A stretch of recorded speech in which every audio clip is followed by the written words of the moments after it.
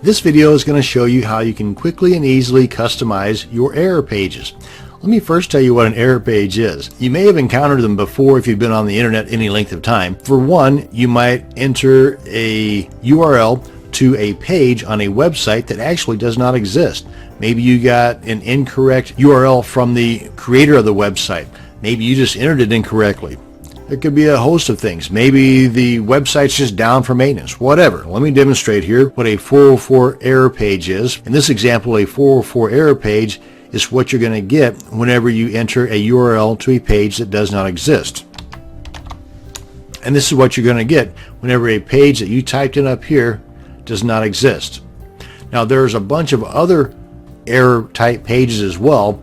If you're trying to access a page that is password protected, it might come up and say forbidden. I think that's a 403 error page. There's a bunch of different types of error pages, starting with a 4, like 400 something. Another one starting with 500 something. That's more serious. That's more of a server type error. And I think there's even some like in the 300s that start with 3s. Here, let's go ahead and take a look. Come on back to our cPanel control panel. Scroll on down to pretty close to the bottom in the advanced panel and click on error pages. And if you've got several different domains or even add-on domains assigned to this particular cPanel account, you'll have a drop-down box right here. Let me show you. I think I've got one over on this one. This is a totally different web hosting account that I just toggle back and forth to kind of show you the differences between two different web hosting services. And here we go.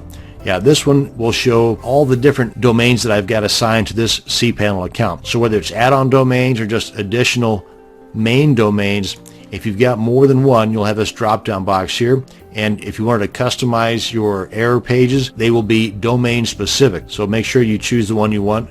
And in this case, there's only the one. So we come on down here, and these are the most popular error pages. And if you want to see all of them, you can click on this and it will show you all the possible error pages in existence, at least ways insofar as your web hosting service is concerned. Now, a lot of these I would just simply not mess with, but you have the ability to customize them if you wanted to. And I'm going to demonstrate that with the 404 error page like the one I just showed you. Let's come on back here to the common error codes, and you just click on the little pencil icon here to edit it. And you've got some options here.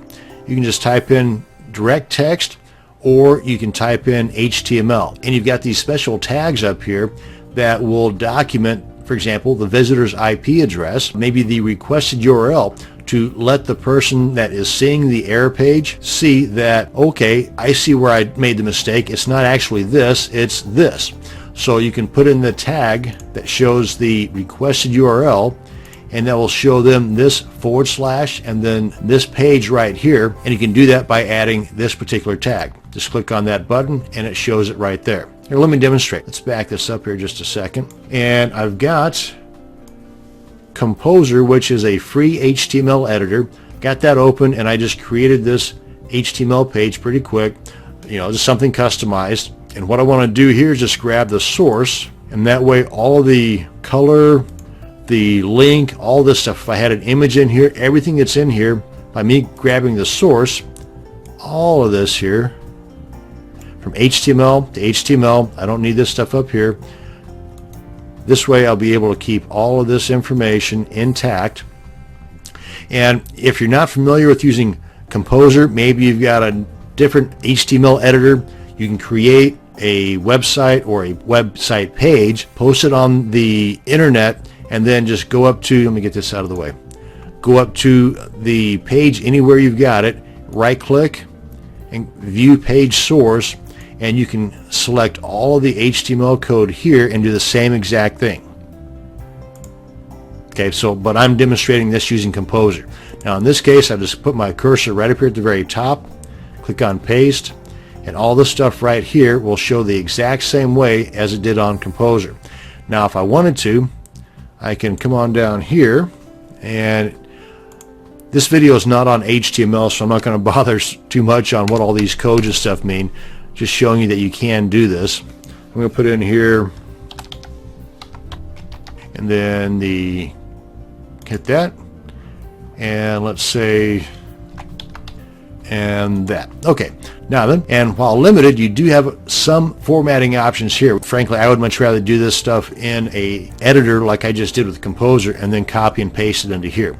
Go and click on Save, go back, and here's the normal or default 404 error page, and there we are. That's the customize.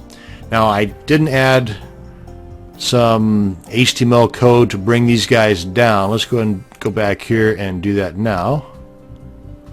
404, we want to re-edit this, and right here, this is just putting a break between the two lines of code, so that will bring this down on a second line all on its own. Likewise with the your IP address on another line all on its own. That's what this stuff's going to do. And click on Save. Go back, come back here, refresh, and there we go. And that is how you can quickly and easily create a customized error page. And this is not just for the 404 error page, but you can do the same type of customizations to any of the other error pages.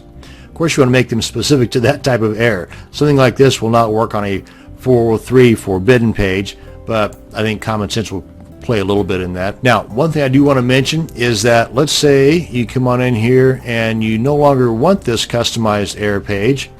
You want to delete all this stuff and go back to the way that it was.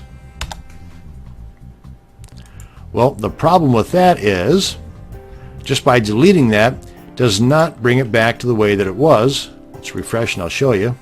This is what it is now. To get it back to the way that it was, because you should have some type of an error message in here, whether it's the default or the one that you customize. But to get it back to the way that it was by default, you want to go into the file manager for that particular domain you added that customized page on. Go into file manager, and there'll be an SHTML page in there for the error page that you customize. In this case, it's the 404. Just select that, delete it, and refresh, and there we are, back to square one. And that is how you can customize your error pages. The best deals online are only a click away, and that link can be found right below this video.